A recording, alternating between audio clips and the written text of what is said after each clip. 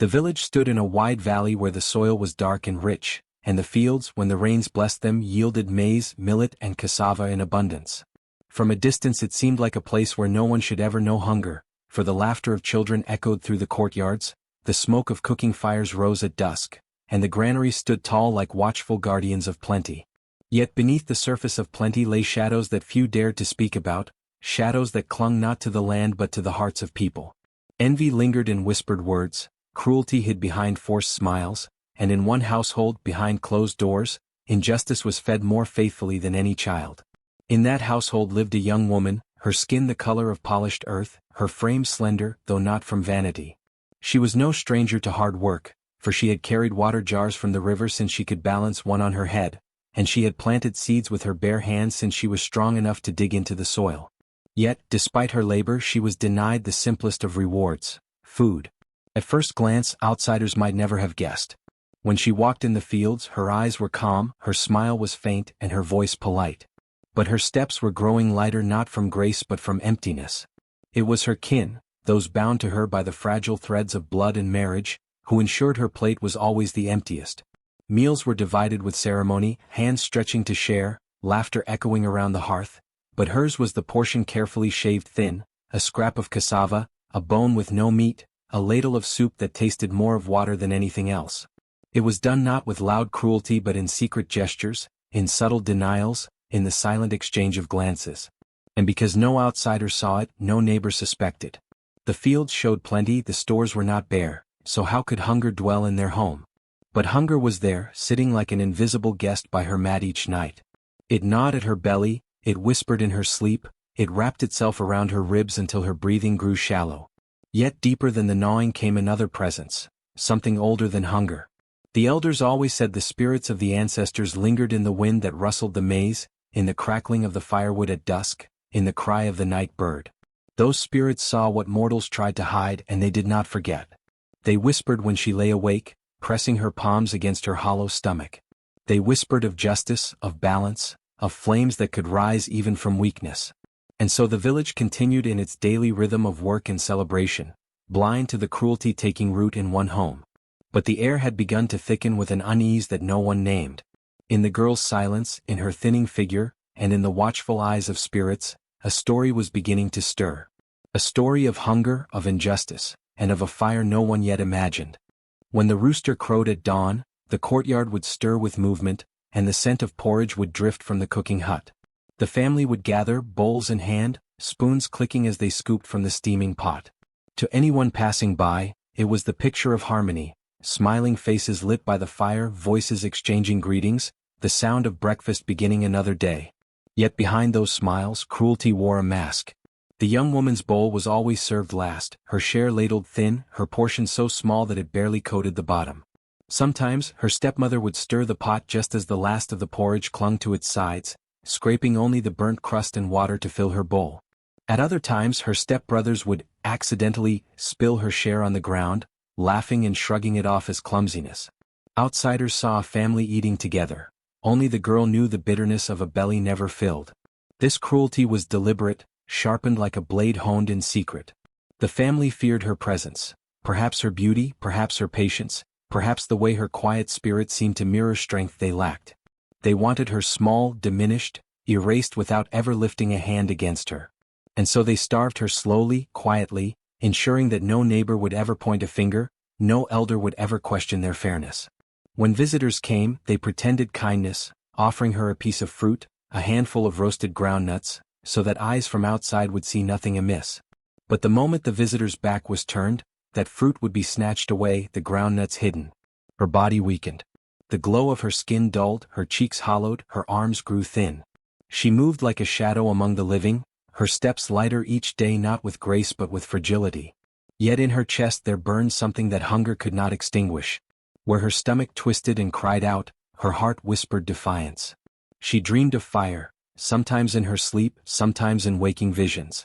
Fire that rose from her bones, fire that devoured the walls of cruelty around her.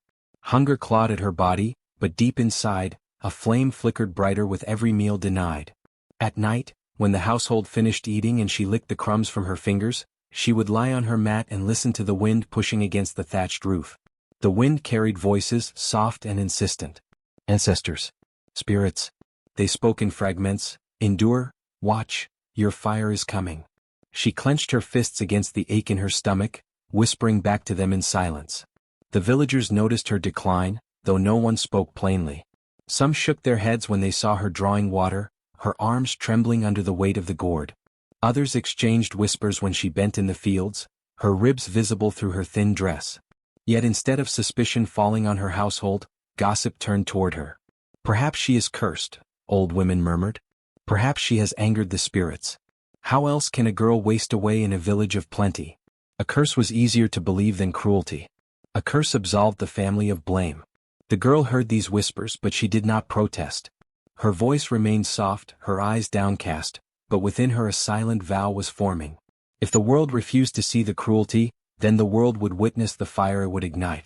She knew her tormentors thought her powerless, but every denied meal was feeding something greater than flesh, something that no curse, no secret, no silence could hold back forever. Her body grew thinner with each passing week, but her spirit did not bow. At night, when her belly ached and sleep refused to come, she would recall her mother's voice, soft and steady, singing lullabies by the hearth.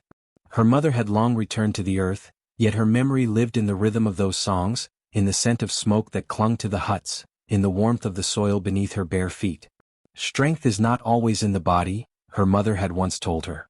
It is in the will to rise when the world expects you to fall. Those words wrapped themselves around her like a shield whenever hunger pressed too hard against her ribs. The ancestors too did not abandon her. She felt them in the coolness of the morning breeze, in the sudden rustle of leaves when no one walked by, in the way the fire cracked at night as if it were answering unspoken prayers. They whispered to her in ways that others could not hear, urging her to hold on, to endure a little longer. Sometimes she closed her eyes and imagined her grandmother's wrinkled hands placing a calabash of milk in front of her, the taste of it rich on her tongue. Though the food was only in her mind, it gave her strength far beyond what scraps her family offered. Her tormentors noticed. They watched her carefully, waiting for her to collapse, to wither into nothing, to prove that their cruelty had triumphed. But day after day, though she weakened, she did not break.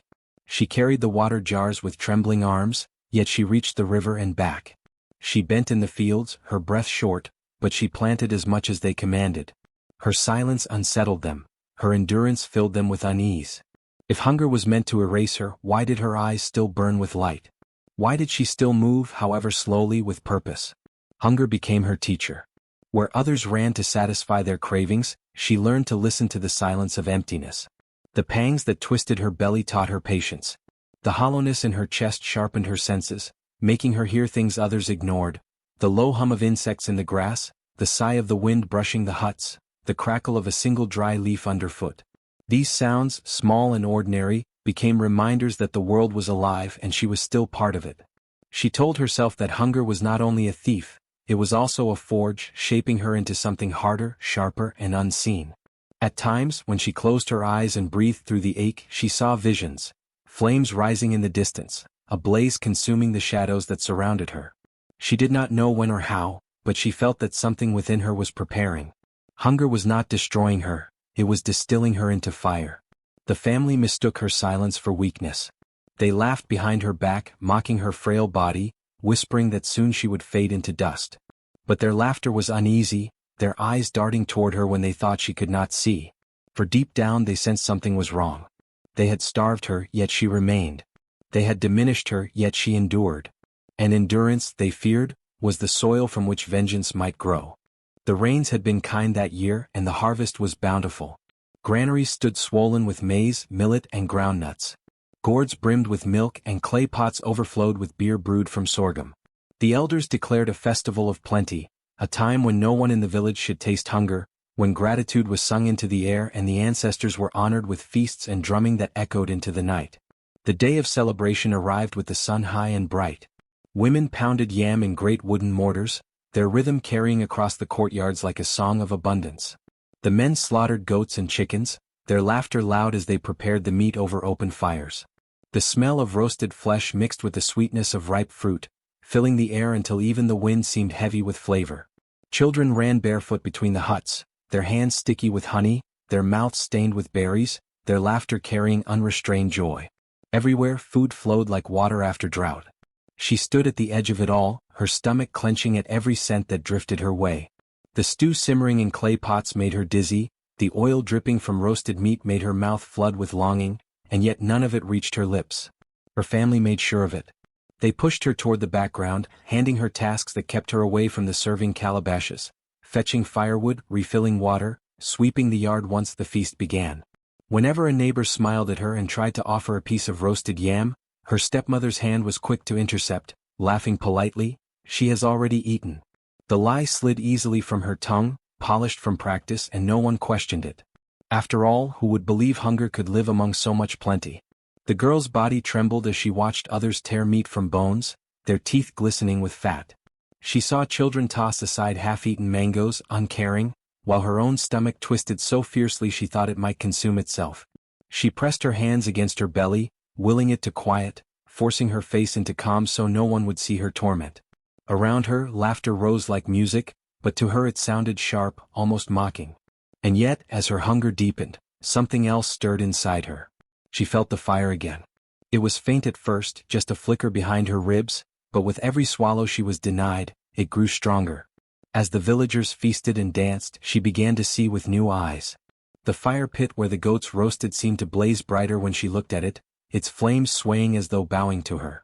The drums beating in the distance pounded in rhythm with her heart, each thump a reminder that she was still alive, still enduring. Even the smoke rising into the sky seemed to twist into shapes that spoke, "Your time is coming." She closed her eyes for a moment, breathing deeply, and in that breath she felt both pain and power. Hunger still gnawed at her insides, but layered over the pain was a clarity she had never known. She realized that those around her were feeding their bodies but weakening their spirits with greed. Their bellies grew full, but their hearts grew careless, blind to injustice at their very feet. She, denied of food, was being fed by something deeper, a fire that could not be extinguished by stolen scraps. That night, when the festival carried on with singing and dancing beneath the stars, she remained on the outskirts, her body light with emptiness yet heavy with vision. She saw flames in the torches lining the square and felt them mirrored within herself, pulsing, waiting. For the first time she did not envy those who feasted. Instead she pitied them. They were filling themselves with food, but she was being filled with fire. And she knew, though no one else did, that fire could one day consume more than hunger ever could. The festival ended, but abundance did not fade with it. The fields remained full, the granaries swollen, and the smell of roasted meat lingered often in the air as families feasted on the riches of the harvest. Yet in her household, abundance became another weapon. Where others shared freely, her kin grew more deliberate in their cruelty. They locked away grain in heavy clay pots, tying them with thick rope and sealing them with ash so none but them could open it. They smoked meat and hid it high in the rafters, where only they reached, and they laughed as they gnawed bones dripping with marrow, making sure she saw. In the evenings, when visitors sometimes passed by, her family would set the table richly, boasting of their wealth. Neighbors praised them for their generosity and strength, for it was said a house that could feed well must be blessed. But when the visitors left, the blessings vanished with them. Her own hands had carried the water to boil, her arms had cut the firewood, but her lips touched none of it. Her portion shrank to almost nothing, sometimes a crust of hardened porridge, sometimes a sliver of cassava so thin it dissolved on her tongue before she could swallow. Her body wasted further, her cheeks hollowing, her eyes sinking deeper. She could feel her bones pressing against her skin, her legs trembling even when she stood still. But though her body grew frail, her spirit began to hum with something stronger than flesh. Each night, as she lay on her mat, her stomach clenching, visions came to her. She saw flames licking at the edges of her hut, not with destruction but with promise. She saw the ancestors standing tall with faces of fire, their eyes glowing like embers. Their voices reached her in whispers, "Your hunger is not weakness, it is power. Endure. Wait. Fire grows in silence before it roars." She woke from these visions drenched in sweat, her heart racing as though she had been running. Sometimes she pressed her hands against her chest, certain she felt warmth rising from beneath her skin, as though the hunger was being transformed into something hotter, sharper. During the day, her tormentors did not notice, blinded by their triumph. They mistook her silence for defeat, her thinness for nearing death. They grew careless, flaunting their food even more, laughing with mouths full while she swept crumbs from the floor. But in their arrogance, they failed to see how her eyes began to change. Once dull with exhaustion, they now glimmered with a strange light, faint but growing, like sparks hidden in ashes. The villagers too began to notice. Some whispered that her body was too frail to still be alive. Others muttered that her endurance was unnatural, that perhaps the curse they had spoken of had twisted again. Still, no one dared ask questions of her family. Suspense thickened around her like smoke before a fire. She felt it pressing on her chest every time she woke from a vision, her ears ringing with the voices of ancestors. She no longer saw her hunger as torment alone, it was becoming a kind of fuel, a sharpening of her soul. Every denied meal, every locked store of grain, every mocking laugh from her kin added to a growing weight, one she knew would not rest forever. Something was building, swelling in silence, waiting to break loose. And though she did not yet know the form it would take, she could feel it in her bones. The night of reckoning was drawing closer. Hunger had carved her body thin, but inside, fire was preparing to rise. At first, she thought the trembling in her limbs was only weakness, the ordinary shaking of a body drained too far. But as the nights lengthened and the scraps she received grew smaller, she began to understand it was something else. Her hunger was no longer only gnawing at her belly, it was changing, reshaping itself into something fiercer, something alive. The emptiness inside her seemed to gather heat, as if her hollow stomach were an ember, glowing hotter with every injustice. One night, as she lay curled on her mat, the whispers of the ancestors grew louder than they ever had. Their voices overlapped like a chant rising from deep within the earth. They feed their flesh but starve their souls. You are being carved by hunger into flame. Rise, child. Rise. Her body shook violently, her skin slick with sweat, and she sat upright, gasping. In the darkness, her eyes caught the reflection of the fire in the hearth, and for the first time she saw not just flames but herself within them. Her gaze burned as though the fire had leapt into her veins. During the days that followed, her tormentors grew uneasy. They noticed her watching them when they ate, not with despair but with a strange, steady light in her eyes. Her stepmother scolded her more harshly, perhaps out of fear, telling her to look away, to stop staring. But she could not help it, the fire had risen too far to be hidden. Her thin frame shook when she walked, yet her eyes seemed alive with something that unsettled even the boldest of them. The hunger no longer weakened her spirit, it sharpened it into rage, but not the kind that lashed out with fists or shouted curses. It was deeper, quieter, like a storm building under the ground. She began to sense her family's greed in ways she never had before. When they hoarded the grain, she felt the flames flicker within her, feeding on their selfishness. When they chewed meat with juices running down their chins, she felt her fire flare, as though every bite they took was stoking her own power. They thought they were starving her, but with every act of cruelty, they were pouring fuel onto the fire they could not see. Sometimes, as she moved through the courtyard, she saw flickers of flame at the edges of her vision. A clay pot glowed as though embers lay inside it, though it held only grain. The thatch above her head sparked briefly, though no one else noticed. She would blink and it was gone, but she knew what it meant. The flames had chosen her, the hunger had transformed, and her very presence was beginning to set the air alight. At night, she lay awake and felt her body tremble not with weakness but with contained power. Her hands tingled as though they could ignite anything they touched. Her breath felt hot against her lips. Her heart pounded like the beating of drums in the distance, each thud echoing a promise of release. She whispered into the darkness, not with despair but with certainty, "You cannot starve fire. Fire feeds even in emptiness." Her family noticed the change, though they could not name it. Her stepmother muttered that her eyes were wrong, too bright for a starving girl. Her stepbrothers avoided her gaze, uneasy though they laughed louder to cover their fear. They told themselves she was breaking, that madness had taken her, but their hearts trembled whenever she passed by, thin as a reed yet burning with something they could not control. And so, the hunger that was meant to erase her had become her weapon. It gnawed no longer at her strength but at theirs, turning their greed, their mockery, their cruelty into sparks for the blaze that was growing inside her. The fire was awake now, and no one could extinguish it. The rains came suddenly that night, sweeping over the village with the ferocity of drums beaten by unseen hands. The sky growled and cracked with lightning, as if the heavens themselves were restless. Inside the family's compound, the fire in the cooking hut burned bright, smoke curling into the storm as if to defy the fury of the skies.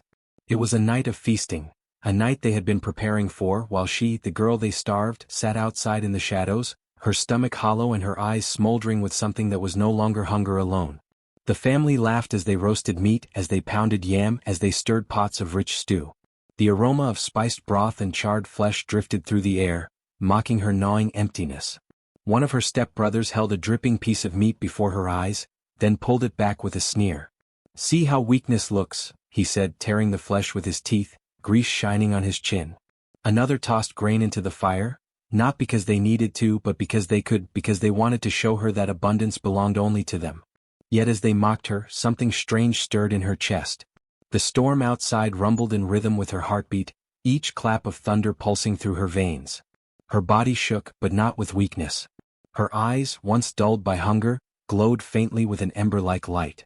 She whispered to herself words she had begun to hear in her dreams, words carried by the voices of ancestors. "Your hunger is not your death. It is your fire. It is your weapon." They did not notice the change in her, not at first. They saw only a girl crouched in the corner, too thin to matter, too weak to resist. But the storm did. The wind bent itself toward her, circling the compound, making the flames in their cooking hut flicker as though bowing. The thunder answered her trembling breath. And then, as her stepmother raised a calabash of palm wine to toast their cruelty, it began. The food itself rebelled. The pots of stew hissed and bubbled, not with heat but with fury. Flames leapt higher, devouring not only the firewood but the very pots balanced upon it. The roasted meat on the spit crackled, twisting as if alive before bursting into flame. The grain stored in sacks within the hut ignited one by one, sparks leaping like fireflies made of wrath. The feast they hoarded, the feast they flaunted, turned into their executioner. At first they laughed, thinking it a trick of the storm. But when the flames leapt from food to flesh, when their carefully guarded meat clung to their hands like molten tar, the laughter twisted into screams. Her stepbrothers stumbled back, swatting at the fiery grease that clung to their arms, but the more they struck, the more it spread, as if greed itself had become combustible. The stepmother shrieked, clutching the calabash as it shattered in her grip, wine turning to fire as it spilled down her chest. The thunder roared louder, a drumbeat to their cries. Villagers gathered outside, their faces pale in the lightning's glow. They watched as the once proud family staggered through the compound, their feast turning against them, their screams echoing like condemned spirits. And at the center of it all she stood, not moving, not lifting a hand, only staring with eyes that burned like twin coals. Her tormentors called her name, begged for mercy, but her lips did not part. The fire was no longer hers to command. It was the ancestors', the earth's answer to years of cruelty and neglect. She was the vessel, the spark, but the inferno belonged to something older. By the time the rains finally fell heavy, drenching the flames, the feast was gone, the family reduced to silence and ash. The villagers whispered that it was not the storm that destroyed them, nor even the fire. It was hunger itself, transformed into justice.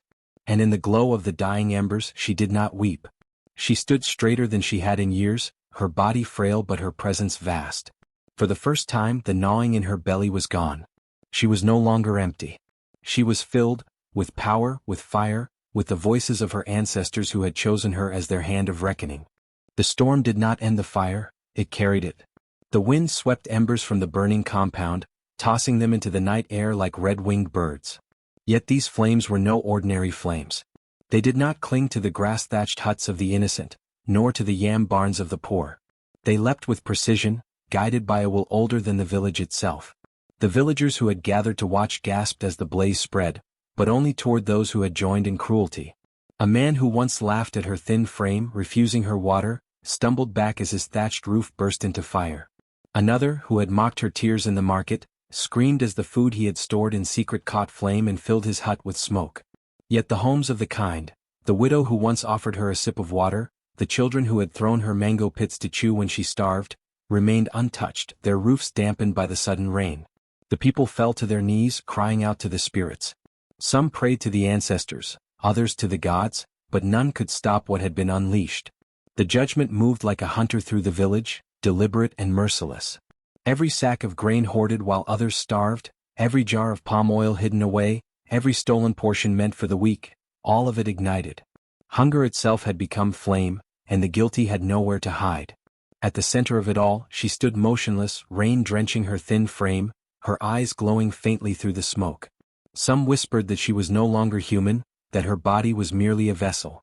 Others said she was the spirit of hunger itself, clothed in flesh. Mothers clutched their children, urging them to remember this night, to never turn away from the starving lest they call fire upon their own heads. As lightning cracked across the sky, illuminating the chaos, The villagers understood too late what cruelty had lived among them. They had watched her suffering and said nothing.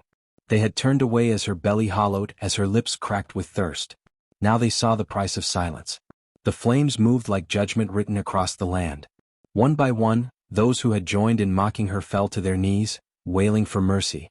But the fire showed none. It devoured greed, it swallowed cruelty, it left behind only ash and silence. And when the storm finally began to ease, when the winds softened and the thunder rolled into the distance, the village was split in two, those who had been spared, trembling in awe, and those who had been judged, reduced to smoke in memory. The girl did not smile. She did not weep. Her face was solemn, as though she too had been scorched from within. She lifted her gaze to the sky, where the storm clouds parted to reveal a pale, watchful moon. For a moment the entire village seemed to hold its breath.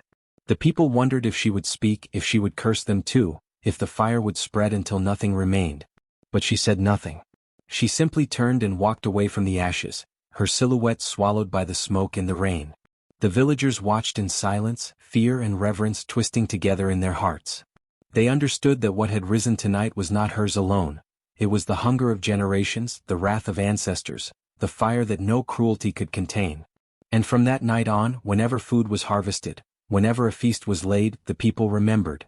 They whispered her name with trembling voices and said, "Hunger does not forgive. Hunger remembers. And when it rises, no one can stop it." The storm had passed, but the smell of smoke lingered heavy in the air. Ash clung to the earth, painting the once proud compounds in shades of gray. From the ruins where screams had echoed only hours before, a figure slowly stepped forward. Her frame was still gaunt, her bones sharp beneath her thin skin, but she moved with a steadiness that silenced even the wind. Her bare feet pressed into the warm ash, leaving faint prints as though the ground itself recognized her. The fire had spared her body, but it had not left her unchanged. Faint scars marked her arms where sparks had kissed her, and her face, though hollow, glowed with something far brighter than flesh could contain. Her eyes burned, not with rage, not with hunger, but with the unshakable fire of survival. The villagers gathered at a distance, afraid to come too close. Their hearts pounded with a mixture of dread and awe. They had seen huts devoured in seconds while hers remained untouched. They had seen the greedy and cruel consumed, while she, the starving victim, stood untouched in the storm's center. Now, to watch her rise from the ashes was like watching a spirit clothed in human skin. Children clutched at their mother's wrappers, whispering her name with trembling voices. Elders, who once dismissed her suffering as misfortune or curse, bowed their heads as if before an ancestral shrine. Even those who had mocked her thinness, who had turned away when she begged for scraps, lowered themselves in shame. They did not dare meet her gaze, for in her hollow cheeks and blazing eyes they saw judgment that still lingered. She did not speak. Words felt too small for what had been born in the night. Instead, she lifted her chin toward the sky, where a thin trail of smoke drifted upward, carrying with it the memory of cruelty burned away. Her silence was heavier than any curse. It told the village everything, that she had endured, that she had survived, and that survival itself had become her power. Some of the women fell to their knees, calling her blessed by the spirits. Others whispered she was no longer a woman at all, but a vessel of hunger and fire walking the earth.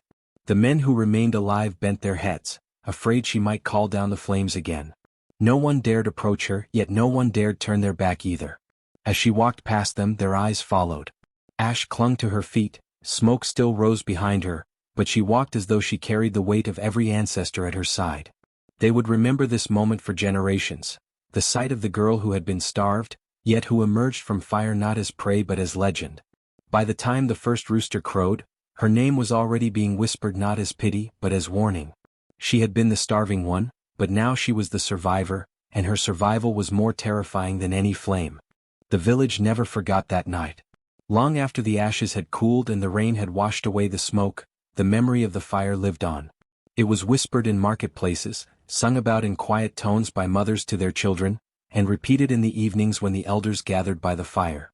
The tale of the starving girl who rose from cruelty and turned hunger into fire became more than a story, it became a warning etched into the bones of the people. They said hunger had two faces. One was the familiar hunger of the body, which gnawed at the belly and begged for food. The other was deeper, more dangerous. The hunger of injustice, the hunger caused when one human denied another the right to live.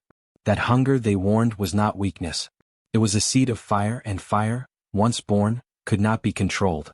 The villagers spoke of her as both victim and victor. They told how her kin had tried to starve her, how she had wasted away in silence while her eyes burned brighter with each passing day. They told of the storm, the feast of the greedy, and how the flames had come, not to punish all but to judge those who mocked hunger. Children grew up learning that greed could never be hidden, that cruelty, no matter how quiet, was always seen by the spirits. Out of fear and reverence the people changed their ways. At every festival of harvest, when yams were heaped high and drums called dancers into the open square, the first ritual was no longer feasting but sharing. The elders decreed that no one would eat until the weakest among them had been served. Children, widows, the old, the sick, all were given food before the drums sounded. Families opened their storehouses to neighbors, making offerings of grain and oil, declaring aloud that no one would suffer in silence again. Some said these customs were born of fear of the fire. Others said they were born of love for the girl who had survived. Whatever the truth, the rituals endured. When a child pushed a plate toward a hungry stranger, the elders would nod and say, "She walks among us still." When a widow received a basket of grain from her neighbor, the people whispered, "The fire taught us to share." The story traveled beyond the borders of the village, carried by traders and wanderers. In distant lands, people spoke of the thin girl who emerged from flames with eyes that glowed like embers. They called her by many names: the hunger that burns, the fire of justice, the survivor. Each name carried the same lesson, that hunger, when twisted into cruelty, will always find its way back to devour the oppressor. And so the fire lived on, not in the thatched roofs of huts, not in the burning of granaries, but in the memory of every child who grew up hearing her tale. Parents told it to remind their children to be kind. Elders told it to remind the strong never to oppress the weak. Travelers repeated it to remind strangers that no deed of cruelty, no matter how hidden, escaped the watchful eyes of the ancestors. For generations, when the harvest moon rose and the village gathered to eat, someone would always speak her name. A hush would fall, and for a moment, the people would imagine the girl standing among them, thin but unbroken, her eyes alight with the fire of survival. And they would remember: hunger is not a weapon. Hunger is a fire. And those who wield it against the innocent will one day be consumed. The storm had passed, but its memory lingered in every corner of the village. The wind, though quieter, still carried the scent of ash. The rain that had drenched the earth was tainted black with soot, streaks running down the walls of charred compounds, soaking into the soil as if the land itself wished never to forget. The night's horror had left a silence thicker than mourning, heavier than fear. It was the silence of judgment that no one dared to break. From the ruins, where smoke still rose in thin, twisting streams, a figure emerged. At first, the villagers thought it was the shadow of a tree, bent and fragile against the glow of dying embers. But as she drew closer, they saw her, thin, hollow, scarred by the fire yet not consumed by it. She walked slowly, each step deliberate, as if her body carried the weight of centuries. The flames that had devoured the cruel had spared her. She had walked through the storm and come out alive. Her body was gaunt, her skin stretched over sharp bones that seemed ready to pierce through at any moment. Her arms trembled slightly as she moved, but she did not stumble. Her legs, though thin, carried her with a strange steadiness. She was weak, yet she walked like one who had never fallen. The fire had not fed on her flesh, it had fed on something else, something greater. Her eyes, sunken deep into her skull, glowed faintly against the backdrop of ash and smoke. They were not the dull eyes of a starving woman anymore. They burned, lit from within by a fire no storm could extinguish. Every villager who looked into those eyes felt as though the flames from the night still lived in them, as though the ancestors themselves had taken residence behind her gaze. The people watched from a distance, afraid to move closer, afraid to run away. Their hearts beat hard against their ribs, their breath caught in their throats. They had seen huts go up in flames with no spark, food ignite in hands that had stolen it, laughter turn to screams that echoed through the storm. They had seen her stand in the midst of it all, untouched. And now she walked among them, not as victim but as something more, something terrifying. Mothers clutched their children tightly to their breasts. Fathers bowed their heads, ashamed of the silence that had kept them from protecting her. Elders, who once called her cursed, now bent low, their foreheads nearly touching the ground. None dared speak her name aloud. It was carried only in whispers, as though to say it too loudly might call fire back to the village. The children, with wide eyes and trembling lips, whispered first. "She walks," they said. "The one who was starved walks." Soon the whispers grew among the crowd, passed from mouth to ear, weaving like smoke through the people. She lives. She survived. The fire spared her. She did not speak.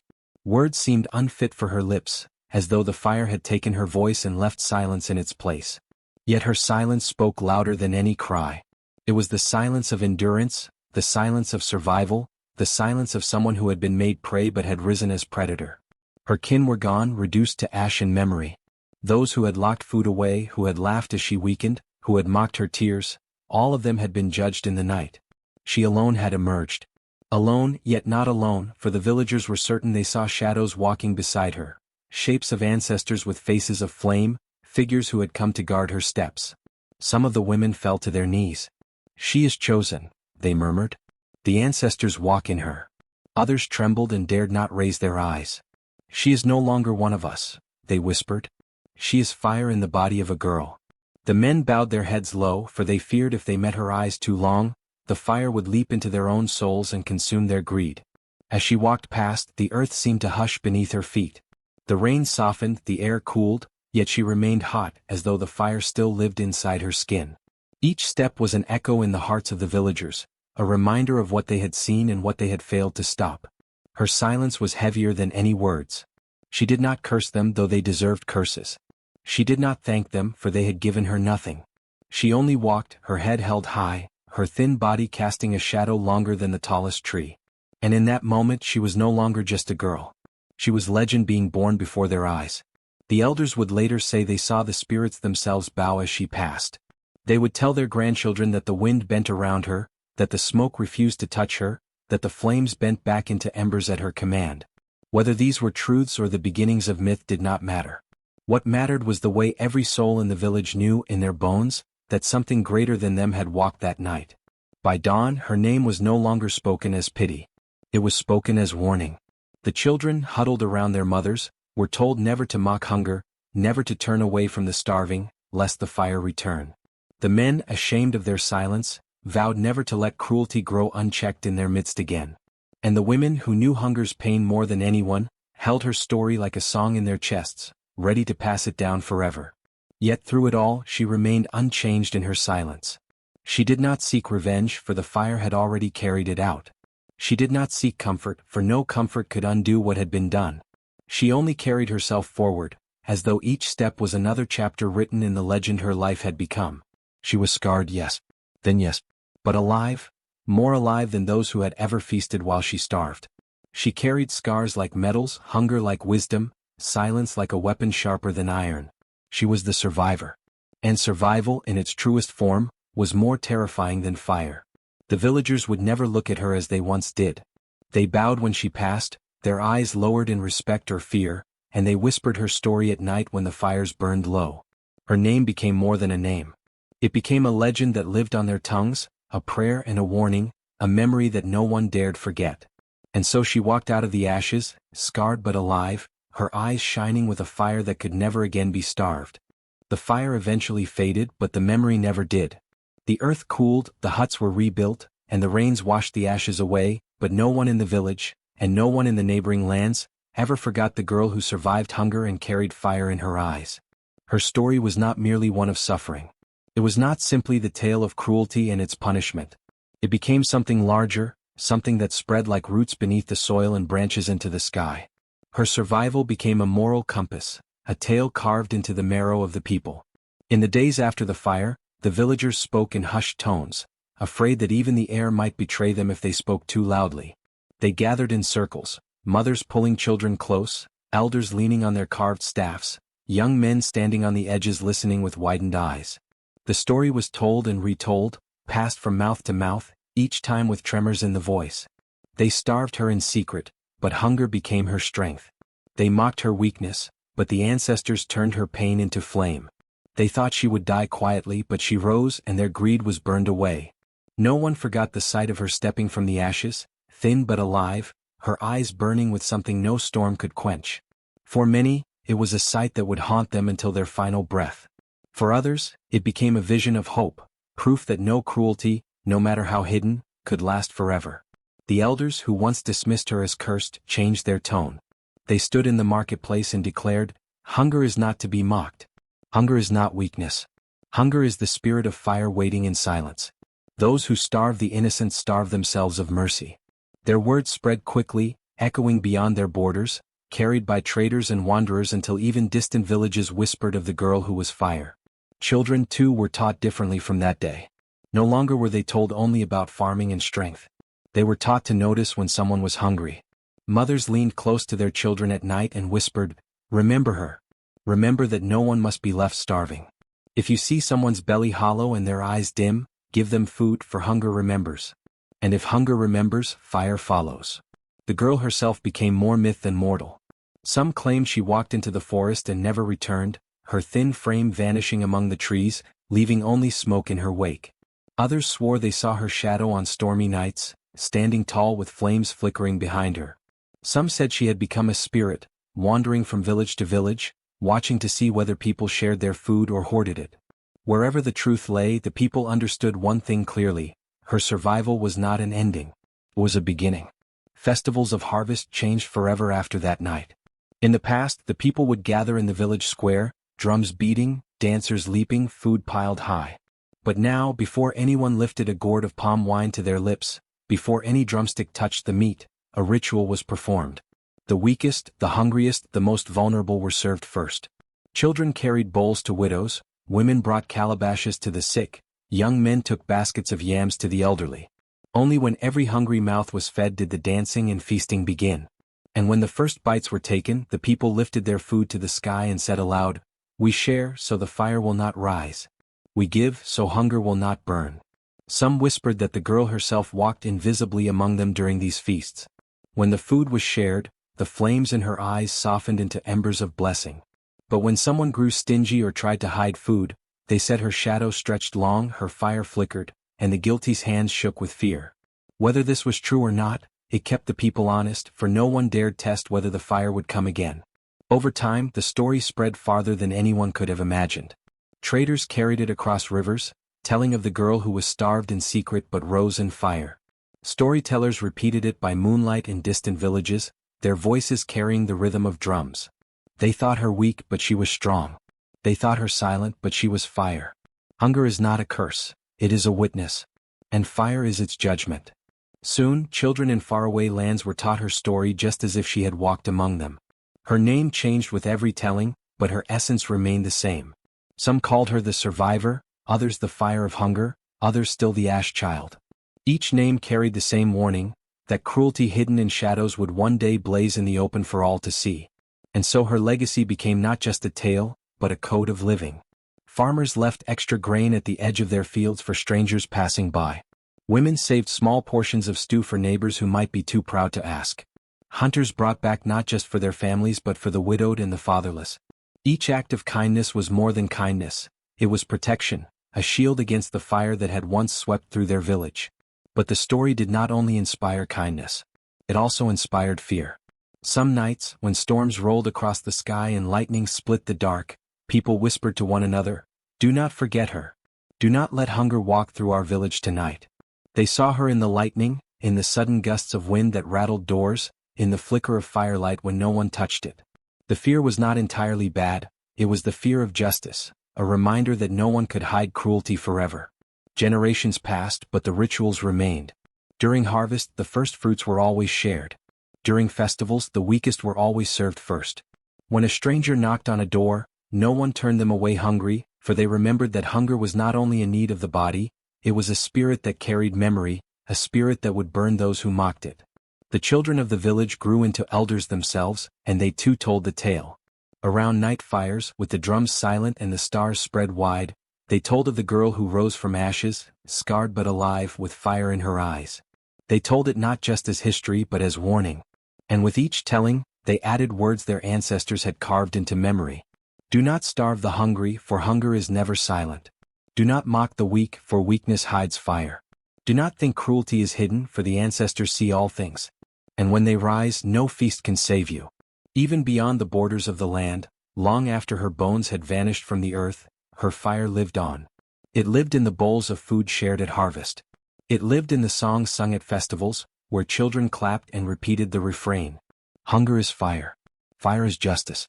Justice remembers. The story was no longer just hers, it belonged to everyone. It was the inheritance of all who had suffered, all who had endured hunger, all who had survived cruelty. And in every child's heart, it planted a seed of caution and of strength. The fire of justice lived on, carried not in the huts of the guilty but in the memory of every soul who heard the tale. And so her story became eternal. Hunger could no longer be used as a weapon. For everyone knew the truth: hunger, when twisted into cruelty, would always turn into fire. And fire, once awakened, would consume the oppressor until nothing remained but ash and whispers.